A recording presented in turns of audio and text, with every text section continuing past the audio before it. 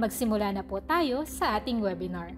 I-welcome po natin si Dr. Edwin Atabay, Scientist 1, eksperto sa larangan ng Animal Breeding Management. Hello everyone, my pleasure to be your lecturer today. And thank you very much for being with me on this Kara-Aralan webinar series. Ang paksa na aking tatalakayin ngayon ay best practices on artificial insemination and breeding. Naniniwala ako na karamihan sa inyo ay may alam na tungkol sa AI at ang lecture na ito ay magiging karagdagang kaalaman kung paano mapataas ang efficiency ng AI o dilikas na pagpapalahi. Bilang panimula, gusto kong banggitin na sa ngayon ay meron tayong 2.89 milyon na populasyon ng kalabaw dito sa Pilipinas. 99.9% ay nasa backyard farm o pangangalaga ng mga magsasaka at 0.1% ay nasa commercial farm o sa rancho. Hindi lingid sa ating kaalaman na ang kalabaw dito sa Pilipinas ay ginagamit na pangtrabaho sa bukid at bilang source ng gatas at karne. Ang reproductive efficiency ng kalabaw ay mababa, kaya malaki ang epekto sa pagiging produktibo ng gatasang kalabaw at kakayahang kumita mula rito.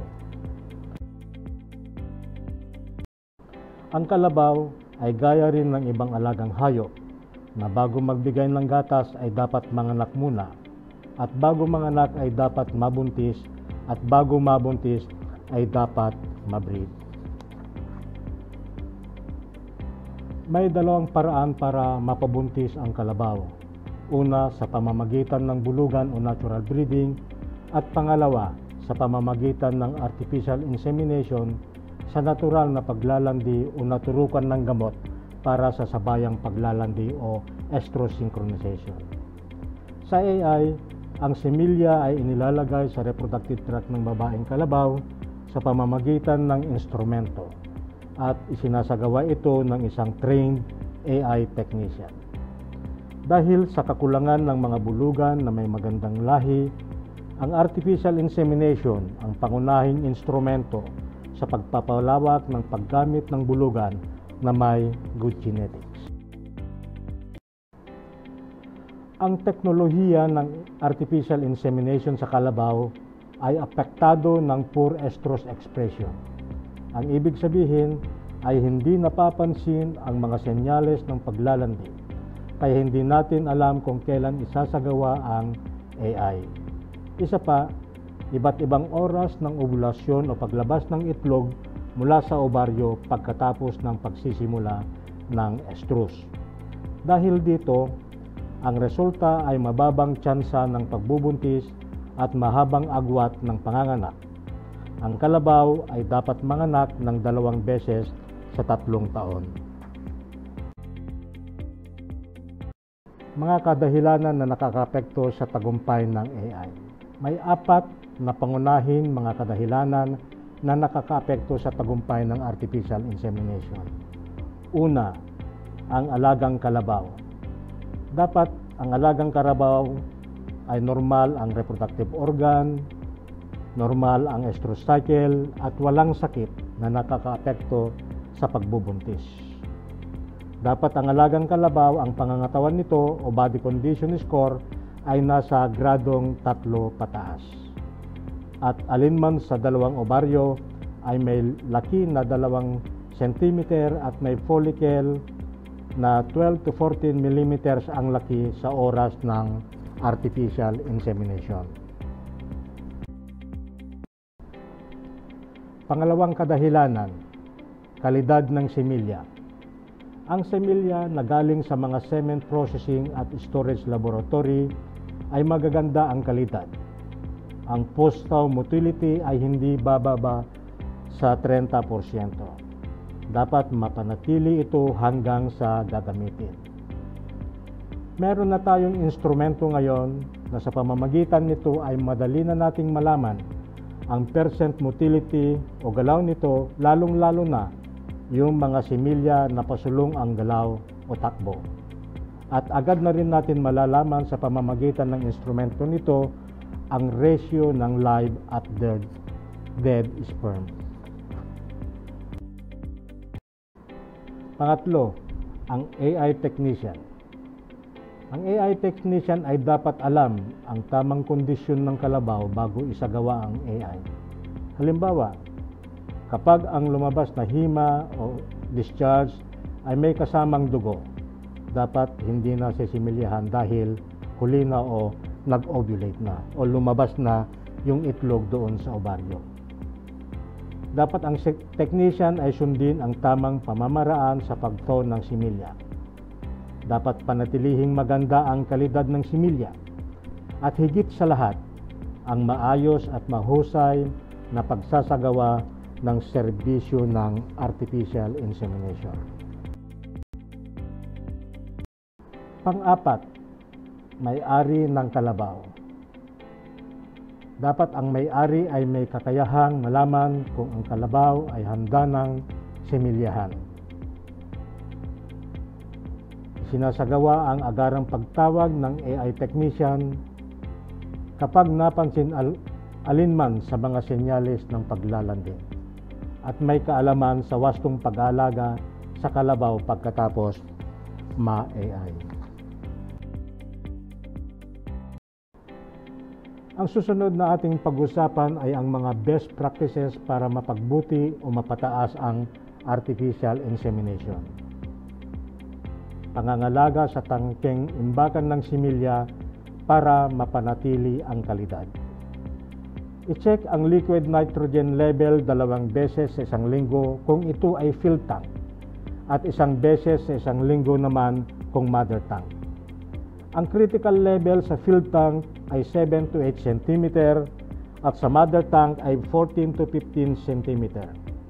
Ibig sabihin, kailangan ng dagdagan ng liquid nitrogen kung ang level nito ay nasa critical level na.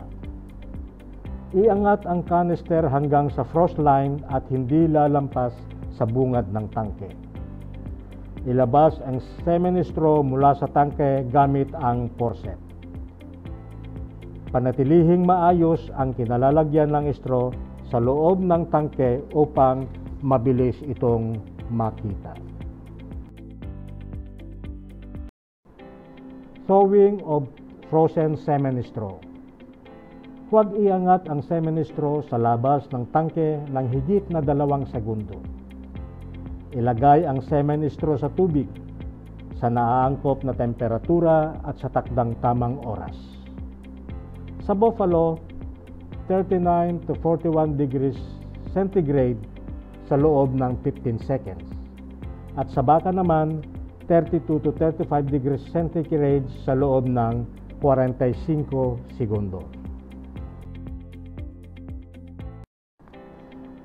Estrus detection. Napakalaga ang estrus detection sa implementasyon ng AI.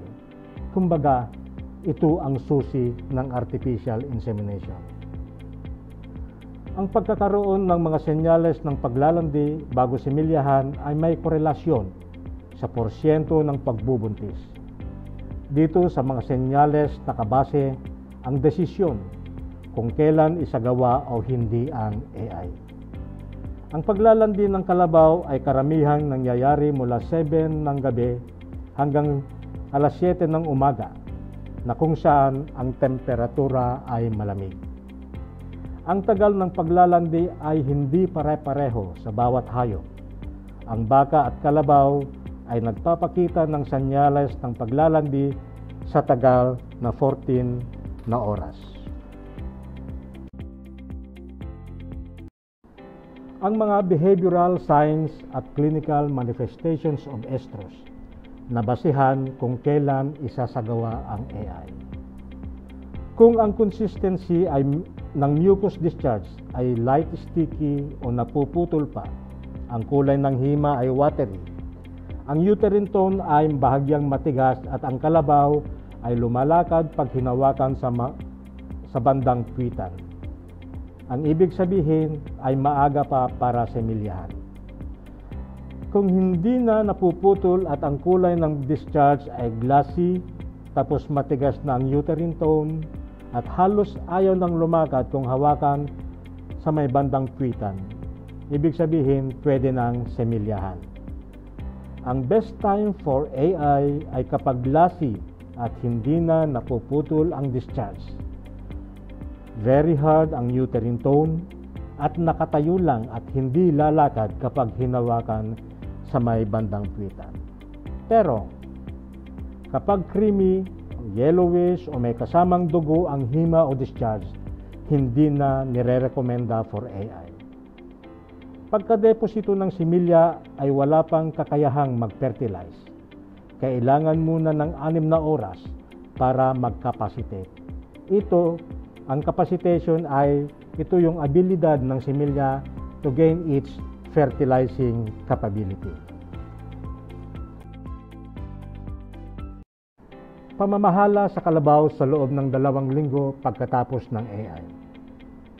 Kung ang alagang kalabaw ay karaniwang ginagamit sa bukid, iwasang gamitin muna o bawasan ang bilang ng oras ng paggamit nito, ng 1 oras sa umaga at 1 oras din sa hapon.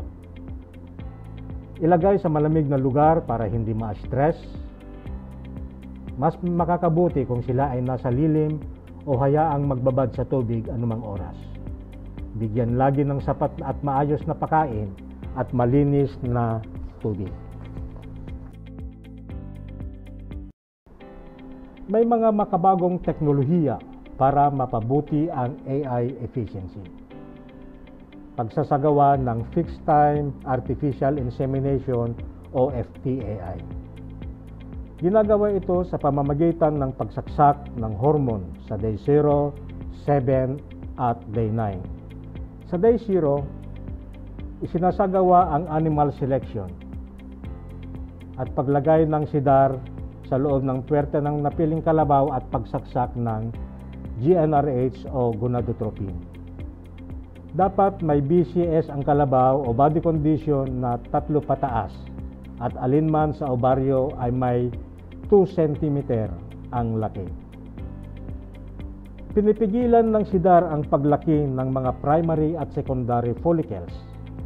At ang GnRH naman ay pinapaputok ang pinakamalaking follicle na nasa ovaryo.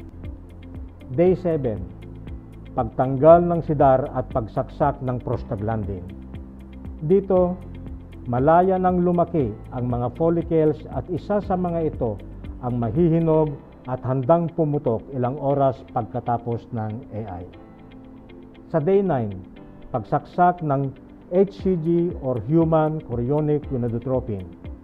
Ang HCG promotes the growth and development of the oocytes to become competent for fertilization. Isang aksyon pa ng HCG ay papuputukin ang follicle mga 32 to 38 hours pagkasaksak nito. At sa day 10, dito na sinasagawa ang AI.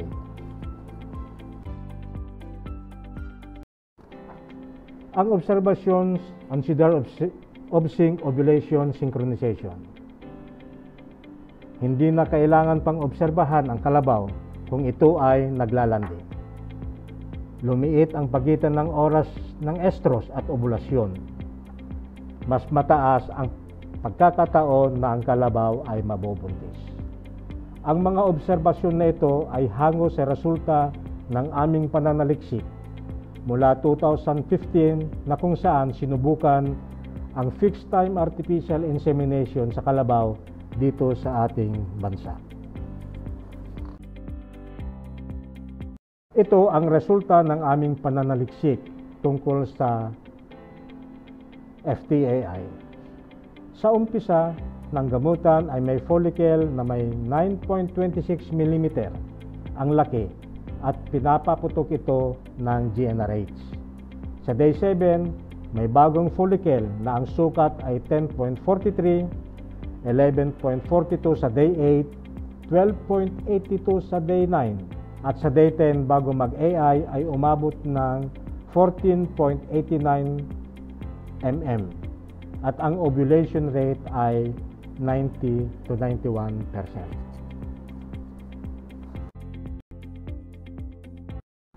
at may 42 to 57 pregnancy rate.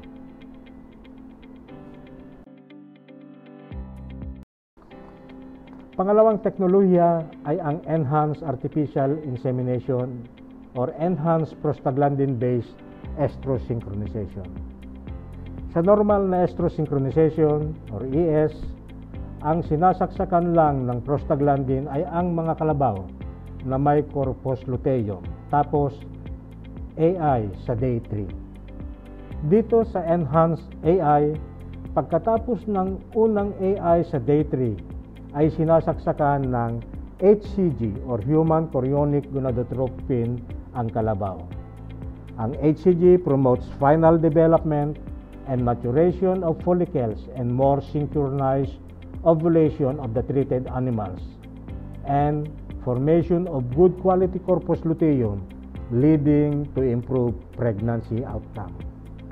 Kung sa umaga nag-umpisa, ang unang AI at saksak ng HCG ay sa day 3 ng umaga at follow-up AI sa hapon. Kung sa hapon naman nagsaksak ng prostaglandin, ang unang AI at saksak ng HCG ay sa hapon ng day 3 at kinabukasan ng umaga ang follow-up AI. Ito ang resulta ng aming pananaliksik tungkol sa Enhanced AI. Makikita natin na mas mataas ang pregnancy rate ng mga kalabaw na nabigyan ng HCG kumpara sa hindi nabigyan. Ito ay 38.93 versus 21.05%. Ito ang breeding program ng Philippine Carabao Center na gusto kong i-share sa inyo. Sa inahing kalabaw, gawin ang uterine flushing o paghuhugas ng matres gamit ng 4% iodine, 4 ml iodine at 96 ml na tubig. Maglagay ng 50 ml sa kanan at 50 ml sa kaliwa. Ginagawa ito sa loob ng 24 oras pagkapanganak. Ginagawa ang uterine flushing para maiwasan ang infeksyon at mabilis na bumalik sa normal ang matres. Ang pagbabalik sa normal na kondisyon ng matres ay tatagal ng 30 o 1 buwan pagkapanganak. Hindi maglalandi ang kalabaw kung hindi pa normal ang matres. Obserbahan at isagawa ang AI sa unang paglalandi pagkatapos manganak.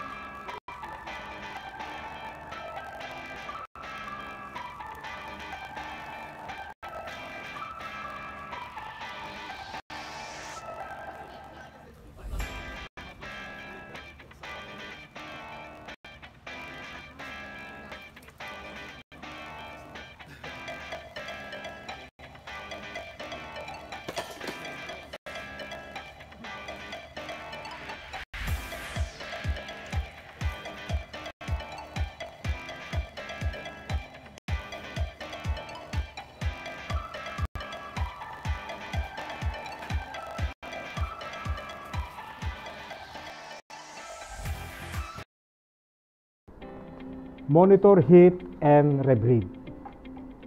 Isailalim ang inahing kalabaw sa FTAI kung hindi pa rin buntis pagkatapos ng 3 sunod na AI services, kung ang unang paglalandi ay hindi nangyari pagkatapos ng 2 buwan o 60 days pagkatapos na manganak, at hindi pa rin buntis sa higit na 100 araw pagkapanganak.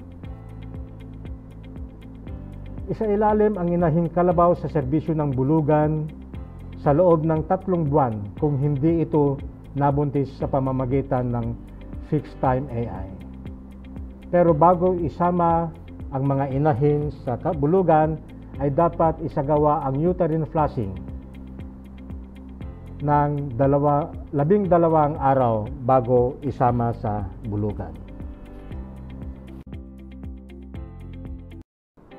Inirekomenda na ang kalabaw na tanggalin sa herd o ibenta kung hindi ito mabuntis habang kasama ang bulugan sa loob ng 6 na buwan at matapos ang masusing pagsusuri. Sa dumalagang kalabaw naman, isagawa ang AI sa unang obserbasyon na ito ay maglandi. Ganon din sa inahin na monitor heat and rebreed.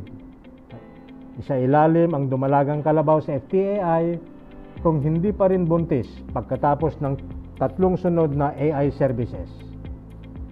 Kung edad ay 3 taon at may bigat na 350 kilos at hindi nakakitaan ng mga senyales ng paglalandi. At isailalim din sa bulugan ang mga dumalagang kalabaw kung hindi mabuntis sa FTAI at yung mga dumalagang kalabaw na may maliliit na cervix. Ang huli, inirekomenda na ang kalabaw na tanggalin sa herd o ibenta kung hindi ito mabuntis habang kasama ang bulugan sa loob ng 6 na buwan at matapos ang masusing pagsusuri.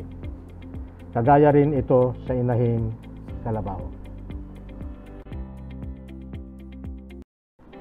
So in summary, ang kalusugan at pangangatawan ng isang hayop ay napaka-importante para sa ikatatagumpay ng AI. In short, nutrition and animal health plays a very important role in artificial insemination. Mahalaga ang agarang pagtawag ng AI technician kapag naobserbahan na ang alagang kalabaw ay handa ng serbisyuhan. Ang semilyang gagamitin ay dapat na maganda at may mataas na kalidad. Ang ibig sabihin, hindi ito bababa sa 30% postal motility. Dapat maayos at mahusay na pagsasagawa ng serbisyo sa AI. Wastong pag-aalaga ng kalabaw pagkatapos itong maserbisyuhan at gamitin ang mga makabagong teknolohiya para mapataas ang tsansa ng pagbubuntis at mapaiksi ang agwat ng panganganak. In one sentence, the success of AI depends on having viable sperm at the right place and at the right time. At dito na nagtatapos. Maraming salamat po.